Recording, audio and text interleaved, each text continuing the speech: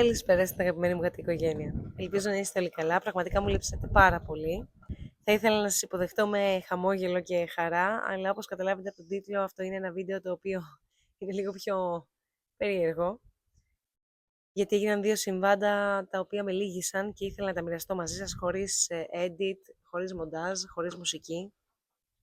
Γιατί φυσικά δεν είστε απλά συνδρομητές μου, αλλά είστε μέρος αυτής της ιστορίας πια.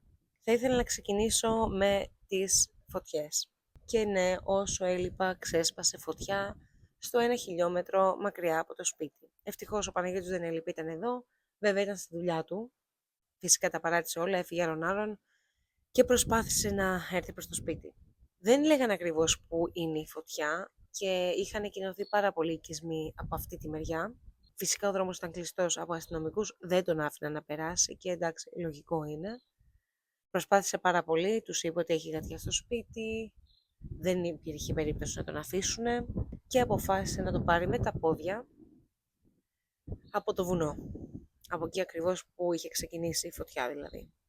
Δεν το συνιστώ σε κανέναν, πραγματικά καταλαβαίνω γιατί πρέπει να εκκοινωθούν σπίτια, καταλαβαίνω γιατί πρέπει να κλείσουν δρόμοι, αλλά καταλαβαίνω επίσης ότι όταν κάποιος έχει τα ζωντανά του στο σπίτι και το βιός του, είναι πάρα πολύ δύσκολο να μείνει μακριά.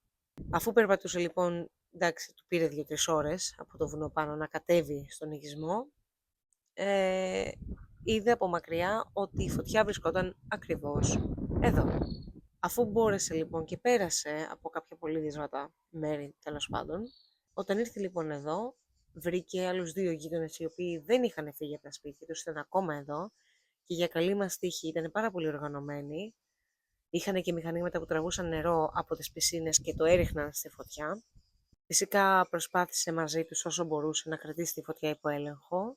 Για καλή τους τύχη εκείνη την ώρα άλλαξε ο αέρας, οπότε η φωτιά άρχισε να πηγαίνει προς τα πίσω, πάλι πάνω στο βουνό, δηλαδή από την άλλη μεριά. Για να καταλάβετε, εδώ είναι ένας πολύ κλειστός οικισμός, οπότε αν πέρναγε η φωτιά θα ήταν πάρα πολύ δύσκολο να την περιορίσουν μετά. Αν δεν ήταν αυτοί οι 2 γείτονες, δεν ξέρω τι θα είχε συμβεί. Η φωτιά σταμάτησε ακριβώς στον από πάνω δρόμο, στα από πάνω σπίτια. Οριακά δηλαδή μπήκε στον οικισμό, κάποια σπίτια κάηκαν στην αρχή του και μετά σταμάτησε. Το πρώτο πράγμα φυσικά που είδε ο Παναγιώτης όταν ήρθε ήταν τα γατιά, αν τα γατιά είναι καλά. Ήταν όλα πάρα πολύ τρομοκρατημένα. Η ατμόσφαιρα ήταν αποπνικτική, υπήρχε παντού στάχτη, δεν έβλεπες τίποτα. Φυσάει πάρα πολύ σήμερα, ελπίζω να κόβει λίγο τον αέρα, το μικρόφωνο και να μ' ακούτε. Τα φώναξε λοιπόν όλα, τα μέτρησε όλα, τους έβαλε νερό, τα καθησύχασε, τα χάιδεψε. Είχαν όλα τρελαθεί, μετά πήγε στα κάτω γατιά που ήταν μέσα στο σπίτι. Ήταν και αυτά καλά. Αυτό είχε σημασία. Σε όλο αυτό εγώ βρισκόμουν εκτός Ελλάδας. Δεν είχα κάποια ενημέρωση από την τηλεόραση ότι υπάρχουν φωτιές κοντά στο σημείο που είναι το σπίτι και τέτοια.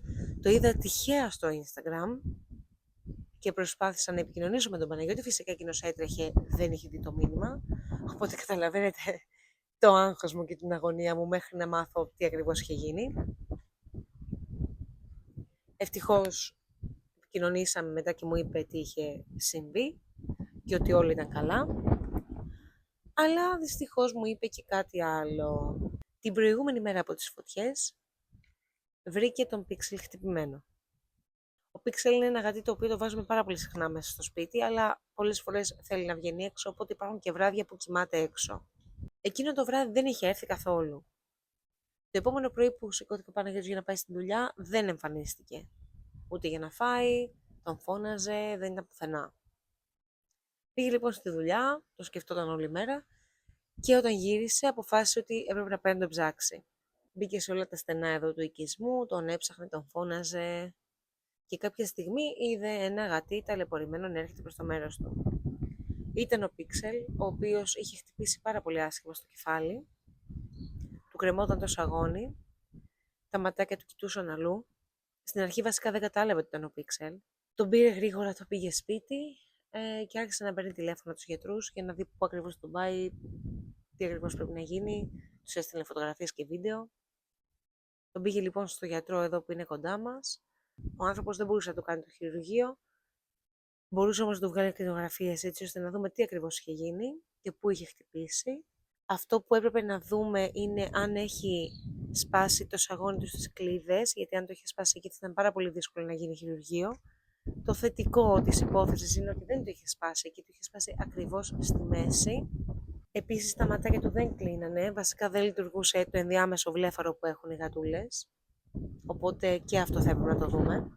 Του είχε φύγει ένας κοινόδοντας και γενικότερα η κατάσταση ήταν επίγουσα. Τον προετοίμασε λοιπόν για το χειρουργείο έτσι ώστε να τον πάρει σπίτι και να τον πάει το επόμενο πρωί. Πραγματικά λοιπόν έτσι έγινε, τον προετοίμασε, του έδωσε και παυσίπονα φυσικά για να μην πονάει. Τον πήρε στο σπίτι, κοιμήθηκαν το βράδυ μαζί και την επόμενη μέρα τον πήγε στο γιατρό που θα του έκανε την εγχείρηση. Δεν θα σας βάλω εδώ εικόνες από το Pixel, θα σας βάλω στο τέλος του βίντεο για όποιον θέλει να δει. Απλά σας ενημερώνω ότι είναι αρκετά σκληρές, οπότε δεν υποχρεώνω κανέναν να τα δει. Το χειρουργείο πήγε καλά. Του έχει βάλει σίδερο μέσα στο σαγόνι. Επίσης του έραψε το ένα ματάκι λίγο γιατί δεν κλείνει όπως είπα και θα ξεραινόταν μπορεί να έχει οποιοδήποτε πρόβλημα, οπότε έπρεπε λίγο να το κλείσει. Δεν ξέρουμε αν θα ξαναλειτουργήσει το ματάκι του. Επίσης δεν μπορεί να φάει μόνος του. Τώρα τον ταΐζουμε με σύριγγα, παίρνει φυσικά παυσίπονα, παίρνει αντιβίωση και κολλήριο για το ματάκι του.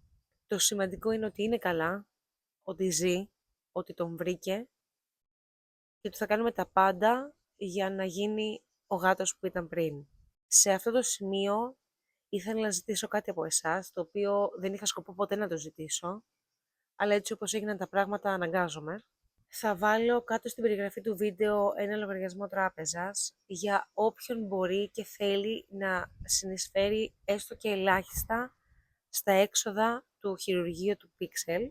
Το κόστος του χειρουργείου ήταν πάρα πολύ μεγάλο και εντάξει, γενικά μόνοι μας τα καλύπτουμε τα έξοδα, αλλά αυτή τη στιγμή επειδή υπάρχει μία πίεση και είναι λίγο δύσκολη κατάσταση, όποιος θέλει και μπορεί, φυσικά δεν είναι υποχρεωτικό.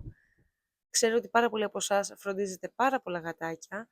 Δεν θέλω να πιεστεί κανένα σας, μόνο αν περισσεύει κάτι και μόνο αν πραγματικά το θέλετε μπορείτε να βάλετε κάποιο ποσό στο λογαριασμό. Μην ξεχάσετε να βάλετε σαν αιτιολογία ότι είναι για το πιξελάκο. Τώρα το πώς έγινε αυτό το χτύπημα δεν το ξέρουμε. Ο γιατρός είπε ότι μπορεί να έγινε από αμάξι μέχρι κάποιο άλλο ζώο, αλλά φυσικά άφησε ανοιχτό το ενδεχόμενο με πολύ μεγάλο ποσοστό να έχει γίνει από ανθρώπινο χέρι. Εμείς είμαστε πεπισμένοι ότι έχει γίνει από κάποιον που δεν πρέπει να λέγεται άνθρωπος. Ξέρω ότι ο Pixel θα γίνει καλά, ξέρω ότι ο Pixel ζει, αλλά αυτό που με φοβίζει περισσότερο είναι ότι κυκλοφορούν γύρω μας άνθρωποι, ανθρωπόμορφα όντα, τα οποία μπορεί να κάνουν κάτι τέτοιο σε ένα τέτοιο πλάσμα. Δεν μπορώ να φανταστώ γιατί μπορεί κάποιος να έκανε κάτι τέτοιο σε ένα τέτοιο γατί, το οποίο δεν ενοχλεί πραγματικά ούτε μίγα. Είμαστε πεπισμένοι ότι δεν έχει γίνει από αυτοκίνητο, γιατί δεν έχει χτυπηθεί κάπου αλλού στο σώμα του. Είναι πάρα πολύ δύσκολο να χτυπηθεί μόνο το κεφάλι από αυτοκίνητο. Και πραγματικά δεν ξέρω τι να κάνω. Δηλαδή, αν έχετε κάποια λύση να μου δώσετε για το τι να κάνουμε, να περιφράξουμε το σπίτι, δεν μπορώ να κλείσω 30 γάτες σε έναν κήπο. Είναι γάτες, θα βγουν. Αλλά απ' την άλλη δεν μπορώ να σκέφτομαι ότι γύρω μας υπάρχει κίνδυνος, δηλαδή δίπλα στο σπίτι μας. Δεν ξέρω τι να κάνω. Πραγματικά ξέρω ότι θα έχετε ζήσει αντίστοιχα σκηνικά. Είμαι βέβαιη γι' αυτό. Δεν υπάρχει αμφιβολία ότι υπάρχουν τέτοια ανθρωπόμορφα όντα γύρω μας. Αλλά αν έχετε κάποια λύση, πραγματικά καλοδεχούμενη. Αυτά ήταν λοιπόν τα δύο γεγονότα που έγιναν και μετατακούνησαν λιγάκι όσο έλειπα. Εντάξει, όλα καλά. Αυτό έχει σημασία. Τα γατάκια μας είναι όλα εδώ, είναι όλα ζωντανά, είναι όλα καλά. Ο Pixel θα γίνει καλά. Ξέρω ότι θα έχω τη στήριξή σας και τη θετική σας ενέργεια και σας ευχαριστώ πάρα πολύ γι' αυτό. Μακάρι το επόμενο βίντεο να είναι πιο χαρούμενο. Θέλω να σας πω να έχετε τα μάτια σας, όχι 14, 214 και για τις φωτιές, γιατί είναι καλοκαίρι και κάθε καλοκαίρι έχουμε τέτοια προβλήματα στην Ελλάδα, αλλά και για επιτίδιους οι οποίοι πειράζουν και τραυματίζουν τα γατιά. Μην σιωπάτε, μιλήστε, ό,τι βλέπετε καταγγείλτε το, βγάλτε τους στο ίντερνετ, Δεν πρέπει αυτά τα πράγματα να μένουν κρυφά. Πρέπει να είμαστε εκεί για αυτά τα πλάσματα και να τα βοηθάμε όσο μπορούμε. Εγώ θα είμαι πάντα εδώ να μεταφέρω την αλήθεια μου, να μεταφέρω αυτά που ζούμε στη γατοαπικία μας, γιατί δεν είναι όλα ρόδινα, το ξέρετε, το ξέρουμε. Υπάρχουν πάρα πολλά τέτοια περιστατικά που μπορεί να γίνουν και να μας συνταράξουν. Το θέμα είναι να συνεχίζουμε, όπως έχω ξαναπεί.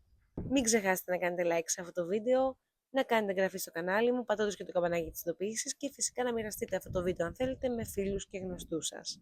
Εμείς θα τα πούμε την επόμενη φορά, ελπίζω σε έναν πιο ευχάριστο τόνο.